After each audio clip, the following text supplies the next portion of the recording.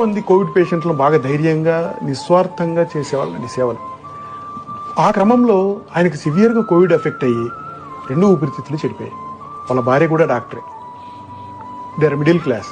అయిపోతే 1.5 కోటి అవుతుంది వైద్యానికి, ఊపిరితిత్తులు మార్చాలి, లంగ్ ట్రాన్స్ప్లాంటేషన్ చేయాలి అని చెప్పారు కార్పొరేట్ హాస్పిటల్ వాళ్ళు.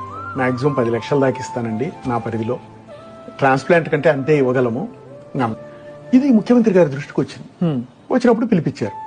ఏంటి హరి సమస్య అంటే, సార్ ఇట్లా పూర్తిగా ఊపిరితిత్తులు పాడైపోయినాయి, మొత్తం ఎంత అన్నాడు. 1.5 కోటి ఇచ్చేసేయన్నాడు. సో సీఎం రిలీఫ్ ఫండ్ నుంచి 1.5 కోటి ఇచ్చి అతనికి ఊపిరితిత్తులు మార్పిడి చేయించాము. సార్ ఒకటే అడిగాడు, ఆయన బతుకుతాడా, మామూలు జీవితం వస్తుందా? వస్తుంది సార్. ఒక జీవితం నిలబడేటప్పుడు డబ్బుదేముంది హరి, ఇచ్చేసి 1.5 కోటి